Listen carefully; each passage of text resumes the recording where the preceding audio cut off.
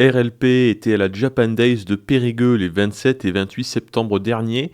Nous avons pu nous entretenir avec de nombreux exposants, mais aussi de nombreux visiteurs cosplayers. Nous vous proposons donc ici la rediffusion de ces interviews qui ont été enregistrées sur place.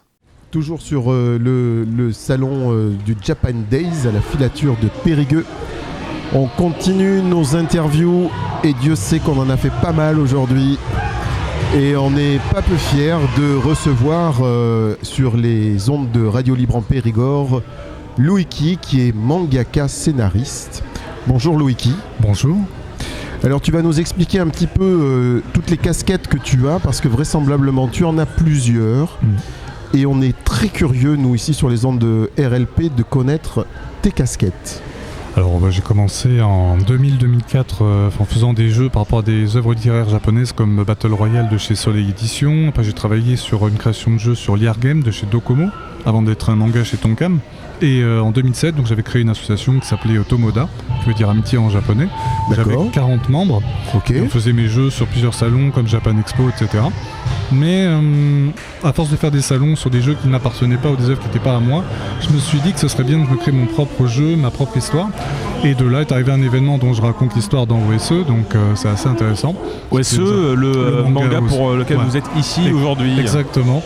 Et donc voilà, et j'ai créé ce projet donc de 2007 jusqu'à 2016. Bon, après je me suis allié d'un mangaka dessinateur qui s'appelle Chaos. Après on est allé voir un éditeur qui s'appelle Tartamudo et on a sorti le tome 1 en 2018. Le tome 2 en 2021. De là on a fait un crowdfunding où des gens nous ont suivis. On a fait des ruptures de stock. Par contre, ce qu'on n'avait pas prévu, c'est qu'avec seulement 2 tomes, on a eu beaucoup de cosplayers sur notre œuvre manga. C'est très rare pour un manga français, il faut le savoir.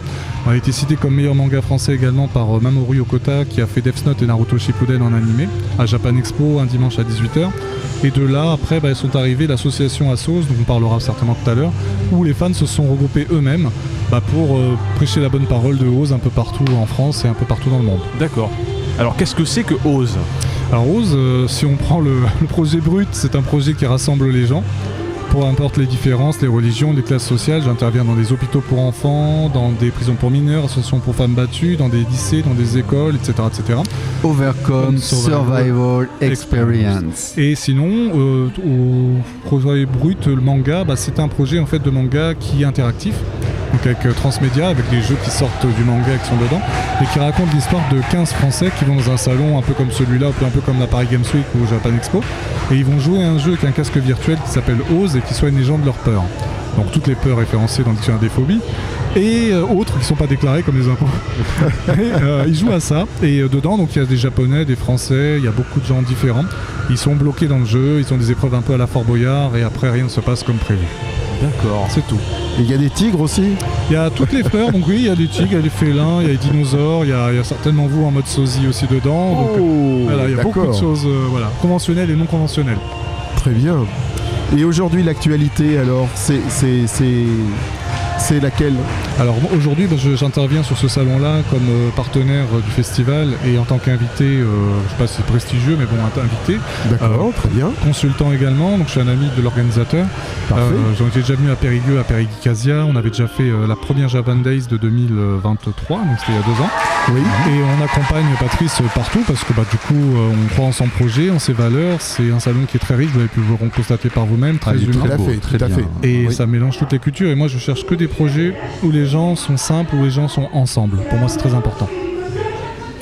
Mais pour répondre à la question de l'actualité, aujourd'hui... Alors aujourd'hui... vous travaillez sur quoi ou... Alors sur le tome 3 du manga Oz qui sortira en mai 2026, D'accord. sur le jeu de société qui est un jeu type loup-garou, donc à 15 € dans les grands magasins, pas cité de marque, mais que je fais jouer un peu partout dans les structures que j'ai énoncées tout à l'heure. Et autrement, invité international pour rencontrer le public au Québec, Canada, au mois de janvier sur un salon qui s'appelle G-Anime. À Gatineau précisément, Québec. Et autrement, je travaille en collaboration avec le Japon. J'aide également parce que je suis aussi consultant artistique, donc j'ai une famille famille où j'aide des gens qui veulent percer dans ce milieu-là, à petite ou à grande échelle. Et donc, d'où l'association, d'où l'idée de, en tant que Coluche chez Balavoine Junior ou Michael Jackson, mon rôle à moi aujourd'hui, c'est de faire la même chose qu'eux et sans prétention, a priori, ça a l'air de bien marcher. Oui, effectivement, Bravo. je prends la carte de visite, je vois marqué mangaka scénariste, consultant artistique, créateur de jeux, YouTuber gaming. Oui. Vous êtes d'ailleurs passé au salon du jeu vidéo Asian Virtual Expo 2022. Vous, attendez, ça c'est le rêve de beaucoup de gens là, vous avez travaillé sur des jeux vidéo? Alors non, j'ai fait bêta-testeur surtout sur des jeux vidéo comme Watch Dogs 2 chez Ubisoft. J'ai travaillé sur Assassin's Creed Unity en tant que bêta-testeur.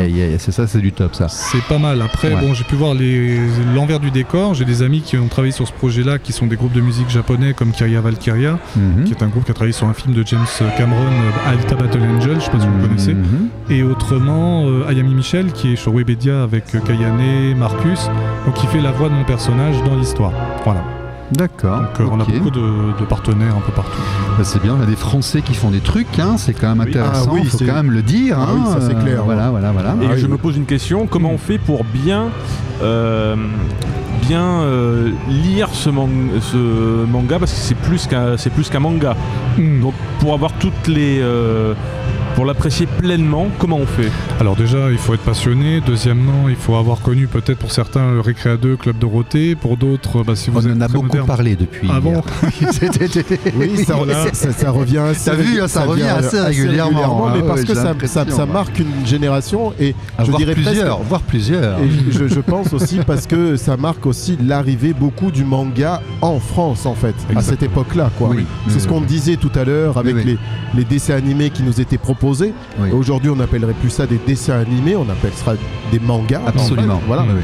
Et on ne le savait pas à l'époque quoi. Mhm. Voilà. Donc ça. c'est vraiment l'arrivée du manga en France je pense. Qui a été le la partie. déclencheur. Ouais, Ouais. Merci Dorothée alors. Oui, exactement. Tout à Oh, fait. c'est pas Dorothée, c'est son directeur artistique, visiblement, alors, qui avait un oui. petit problème là, mais bon, passons. Mais qui nous a rendu service quelque part, voilà.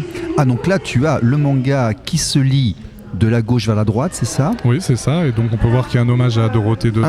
Ah, bien joué. Très Voilà. bien. Donc Il y a des même petits- l'équipe entière. Il y a Jackie, il y a Cabu. il y a Oh, ah oui, Il y a beaucoup de gens qui ont marqué. Cabu, voilà. la légende. Après, Ok. il y a des mangakas connus dedans, il y a des références à de la pop culture années 80 dans les films, parce qu'on est très dans la cinématographie. Moi, je suis joueur de jeux vidéo, donc ça veut dire que derrière, je joue aussi au jeu, donc il y aura des références à Metal Gear Solid, à Silent Hill, Resident Evil, Yakuza.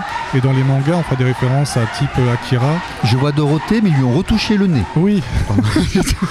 Et puis l'école des champions, Nicky Larson, donc ça reste nos sources d'inspiration. Et puis Michael Jackson en musique, donc après ça c'est un choix unanime pour Chaos et moi. Puis Dinosaure, ne me demandez pas pourquoi. Voilà. Bon, en plus, ça manque pas d'humour, donc ça fait toujours plaisir. Oui. On sent qu'il y a quand même une actualité très très riche, beaucoup de choses au programme. Oui. Ça laisse pas énormément de temps pour autre chose dans la vie. Ça dépend. Bon, mon partenaire, lui, il est en couple et il a des enfants, donc j'essaie de le soulager au maximum sur le scénario. D'accord. Je fais du scénario nécrologique, de manière à pouvoir tout scripter de A à Z pour lui donner un maximum de détails. Et après, lui, il n'a plus qu'à poser le crayon et la plume, puis ça se passe très bien. Et pour le reste, après, comme on le disait, c'est surtout les fans qui nous boostent, parce qu'avec seulement 2 tomes, avoir tout ce qu'on a aujourd'hui, et puis le Japon derrière, c'est pas tous les Français qui peuvent avoir ça. Donc je me dis, aujourd'hui, sans prétention, notre objectif à nous, c'est pas de dire on a fait parce qu'on a fait, mais c'est un petit éditeur, ce qui veut dire que chacun d'entre vous, en tant qu'auditeur, auditrice, ou alors les gens qui sont ici à cette table, si vous avez des rêves, vous pouvez le faire, parce que si nous on l'a fait, ça veut dire que vous pouvez le faire. Exactement. Ça dépend de D'accord. l'intention, de la concentration, de l'énergie qu'on y met. Exactement. Effectivement, et c'est tout à Ouais. fait. Quelles sont vos inspirations concernant le thème abordé, le casque virtuel, tout ça, être piégé? Alors, comme je le disais, moi, je suis peut-être un précurseur ou avant-gardiste parce que j'avais eu cette idée en 2003-2007, on n'était pas encore là-dedans.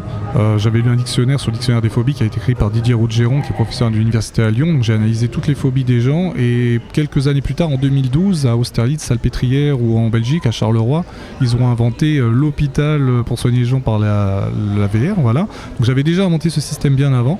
Et après, ça allait beaucoup plus loin dans mon histoire, parce que vous lirez l'histoire un jour, vous découvrirez où ça va très loin dans l'IA. Et aujourd'hui, je me rends compte que tout ce que je dis est en train de se réaliser progressivement. Sauf la présidente qui est une femme alors que c'est un homme, dans l'histoire. Il y a un petit côté intellectuel qui ressort quand même parfois. Moraliste. Qu'est-ce que tu as fait comme étude, toi? Aucune étude, on est autodidacte. Par contre, mes parents m'ont bien éduqué étant jeune, comme Chaos aussi, donc on lisait beaucoup. T'as grandi en France ou Oui, par contre, j'ai voyagé beaucoup au Japon. Tes parents étaient expats? Non, par contre, mon père était artiste et ma mère aussi, mais semi-amateur, semi-professionnel. Ils ont sacrifié leur voie pour les enfants. Ouais. École à la maison un petit peu peut-être ou complément d'école à la maison, on va dire. Non, beaucoup de livres par contre. Je lisais beaucoup, je regardais beaucoup de films des années 80, j'écoutais beaucoup de choses. Je lisais le genre de La Fontaine, Charles Dickens, donc j'ai une bonne éducation sur ça. Et surtout les voyages, parce que j'ai grandi dans une ZEP dans le 19e arrondissement, donc j'ai fréquenté tous les milieux sociaux. Donc j'ai des amis dans tous les milieux et aujourd'hui je suis là pour rassembler. Et un ordinateur un jour est passé par là. Oui, la Nintendo, la Super Nintendo aussi, comme tout le monde. Oui, bien sûr. Puis, non mais il y a des gens qui se sont révélés sur ça, puis, ça les a aidés à trouver certaines choses parce que voilà, ils avaient ce qu'il fallait pour faire fonctionner. Et le club Dorothée aussi. Ouais. D'ailleurs OSE, tout à l'heure je suis arrivé quand on s'est vu, j'ai dit tiens, ça m'a fait ça m'a renvoyé l'image de Manga Noir et toi, tu le connaissais aussi. Oui. Mais t'as pas copié Noir du tout, mais je veux dire OSE là.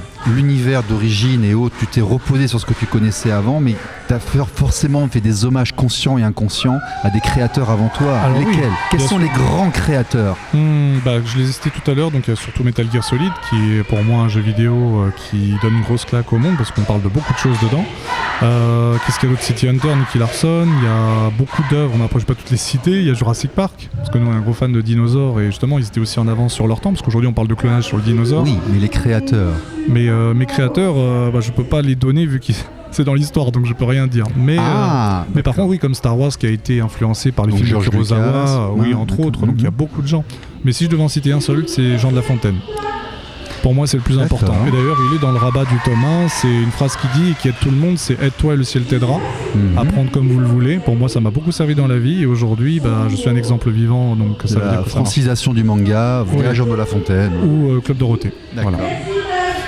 Il y a un tome 3, tu nous as dit. Oui. Et sur un tome, combien de temps peut durer un projet comme ça à monter? Entre l'écriture, le dessin, qu'est-ce que ça peut prendre comme je suis très japonais sur les bords dans ma façon de travailler, un peu comme Death Note, donc je laisse pas la place au hasard, j'anticipe tout ce qui se passe et j'analyse énormément les gens ou les gestes ou tout ce qu'il y a, donc du coup je suis en mode je veux pas me planter, parce que c'est comme le Titanic, une seule faille et le bateau coule. Donc pour moi, comme il y a beaucoup de gens qui me font confiance, comme dit Cesare dans l'école des champions, je ne suis pas là pour décevoir les gens et je suis pas là pour jouer, je suis là pour gagner. Donc j'ai pas le temps à perdre, moi ce que je veux c'est que ce soit carré, et quand je dis que c'est blanc, je veux que ce soit blanc, je veux pas que ce soit noir, d'où mes noms couleurs, je veux que ce soit carré, et quand j'ai des gens qui me suivent derrière qui sont japonais ou qui sont comme vous, comme l'interview qui est là, je suis pas là pour faire du pipeau, c'est on va dans une direction, on y va ensemble, et ça va bien se passer, c'est tout. Donc tu es manager aussi quelque part. Oui, je coach. Ouais. Tu coaches et je crois que tu coaches, tu coaches beaucoup de gens, de multinationalités. Oui, ou des gens qui sont déjà implantés, notamment en ami, on a Jean-Paul Césari, on a des gens qui sont très connus, qui n'ont pas besoin de nous pour réussir. Mais je pense qu'en fait, on n'est pas là pour dire on est plus haut, on est plus bas. On est tous au même niveau, il faut juste savoir rassembler les énergies en fait. C'est un travail d'énergie. C'est un chef d'orchestre quelque part. C'est ça. Ouais. Donc tout le monde se rassemble et puis après, vous voyez, on est là aujourd'hui ensemble. Donc s'il n'y avait pas eu Giro de Japan, s'il n'y avait pas eu Patrice, il n'y aurait pas nous. Et puis voilà, c'est tout. Ouais. C'est tout. Ce petit manga là, pour l'instant, il n'est que en bande dessinée. Alors il est en manga, il est en format papier, il est en format jeu, il est en format Discord, parce que je suis un joueur de roleplay aussi, je joue à Donjons et Dragons, La Mascarade.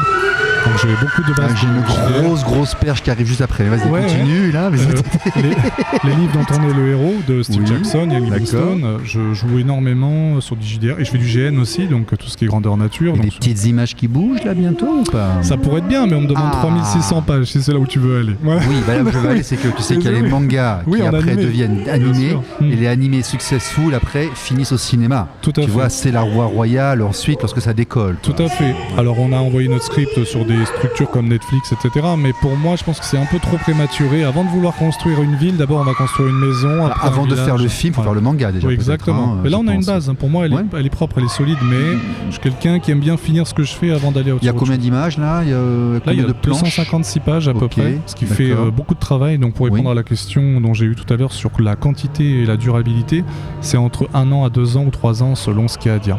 D'accord. Parce qu'il n'y a pas beaucoup de cases blanches. Il y a plusieurs dizaines d'heures en fait, si tu veux faire un anime. Quoi. Tout à fait. Donc tu peux y aller, t'as un contenu. Oui, déjà, sur ça, c'est oui. Mais comme je l'ai dit, on a été repéré par le Japon en 2022 et c'est pas nous qui sommes allés chercher les Japonais. Oui. C'est les Japonais qui sont venus. Alors ça, je le dis à tout le monde, ça se passe souvent comme ça. Voilà. Tu débroussailles et ensuite ils viennent. Voilà. Tu vas pas les chercher pour qu'ils t'aident à débroussailler. Tu fais le truc et ensuite ils viennent t'aider à le faire. Exactement. C'est comme ça que ça se passe. On est bien d'accord. Ouais, bien sûr. Je suis bien. Mais félicitations, en tout cas, on est bien heureux de t'avoir reçu sur le stand de Radio Libre en Périgord sur ce salon du Japan Days. Loïki, donc on peut te retrouver sur quel réseau, je suppose? Facebook, Instagram, TikTok, YouTube et en réel un peu partout. Je suis très proche de mon public, malgré que je sois connu. Oui, très accessible, on va dire aux gens. J'ai vu plein de monde passer au stand, très accessible. Oui, bien mais sûr. je joue pas une image, hein, vraiment. On peut tromper 1000 fois 1000 personnes. Il est caché nature, voilà, c'est ça. Donc non, j'aime beaucoup. Et on peut me parler, sauf entre 2h et 4h du matin, là je dors, sauf quand je bosse la nuit. Mais sinon, le reste du temps, oui, on peut me parler. Si je peux aider, je suis là. Et je sais très bien que les gens sont reconnaissants. Les gens n'oublient pas. Ça, c'est très important. Voilà. Eh bien, merci beaucoup, en tout cas. Merci beaucoup. Merci. À bientôt. Merci. Au plaisir. RLP. Radio Libre en Périgord.